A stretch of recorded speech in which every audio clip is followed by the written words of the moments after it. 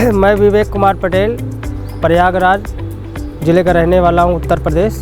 और मैंने खोज किया है बाइक के विषय में कि जो बाइक 1 लीटर में 50 किलोमीटर चलती है, वो मैंने एक डिवाइस डेवलप किया है जो 50 की जगह पे 80 किलोमीटर 85 किलोमीटर तक चलती है। तो शुरू में मतलब कि मैं कोई मैकेनिक नहीं था, ना तो कोई बाइक मैकेनिक था, ना कभी इंजन खोला था, नहीं कुछ नहीं किया था।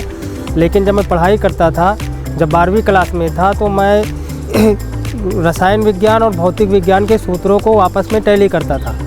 तो उससे मुझे पता चला कि 1 लीटर पेट्रोल में इतनी क्षमता होती है कि बाइक कम से कम 1000-1200 किलोमीटर चलना चाहिए। ये सवाल लगाने पर उत्तर आता था। फिर उसके बाद मैंने उस बाइक पे काम चालू किया और एक बाइक ख़रीदी, और बाइक ख़रीदने के बाद उसको चलाना चालू किया और उसमें तरह तरह का एक्सपेरिमेंट चालू कर दिया। तो एक्सपेरिमेंट चालू करने के बाद क्या हुआ कि मैं मतलब कि 30 kilometre 40 kilometre 50 kilometre extra mileage उस बाइक का बढ़ता था। और लेकिन मैं सोच रहा था कम से कम ये 150 किलोमीटर चले तब मैं हाईलाइट में आऊँ। तो फिर बाद में मैंने एक ऐसा एक्सपेरिमेंट किया कि कम से कम नहीं तो 1 लीटर में बाइक 300 किलोमीटर तक रिज़ल्ट उसका बता रही थी। तो उसके बाद मैंने सोचा कि ये बहुत ज़्यादा हो जाएगा और ये इंस्ट्रूमेंट लगाना बहुत कठिन है। तो मैंने छोटा छोटा उसका विकल्प ढूंढना चालू किया।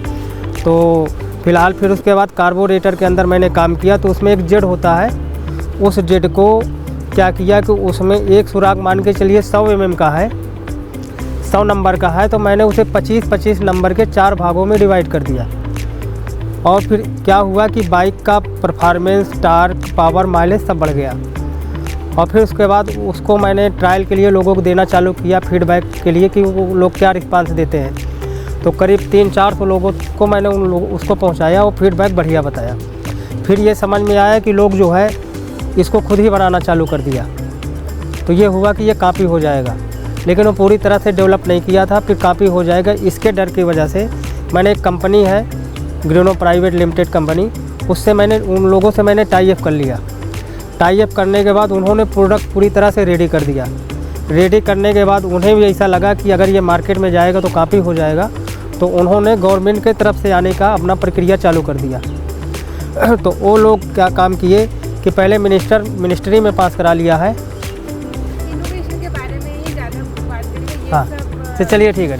तो तो उसमें क्या हुआ कि जो जेट था उसमें मैंने एक होल बंद करके 4 भागों में उसे मल्टीप्लाई जब किया, तो मुझे नहीं पता था कि इसमें क्या होगा। माइलेज तो आ गया, परफॉर्मेंस भी आ गया, लेकिन मैंने सोचा ये बहुत छोटा सा काम किया है, इससे कोई लेना देना है नहीं है। लेकिन फीडबैक आता था तो भी मुझे विश्वास नहीं होता था कि मैंने बहुत छोटा काम किया है, इसमें कोई जो है ऐसा कैसे हो सकता है। फिर कुछ दिनों के बाद जो है 2020 में मैंने ये एक्सपेरिमेंट किया, लोगों में लगाया, करते हुए 2022-23 आ गया।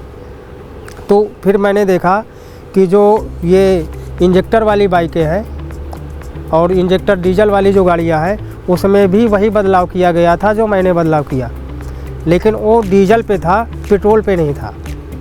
और डीजल पे होने की वजह से उन्होंने भी पहले नाजुल के अंदर एक ही सुराख होता था, वहाँ से स्प्रे होता था। और इंडोनेशिया और मलेशिया के जो एक साइंटिस्ट थे, उन्होंने जो है उस छेद को मल्टीप्लाई करके 7 भाग में डिवाइड किया था। तो जो डीजल वाली बाइक 4 व्हीलर चलती है उसमें सारी ये टेक्नोलॉजी थी, लेकिन ये कार्बोरेटर वाले में नहीं थी। तो कार्बोरेटर और पेट्रोल से चलने वाला जो भी इंजन है उसमें मैंने किया, और करने के बाद मतलब कि 2020 में ही पेटेंट फाइल कर दिया।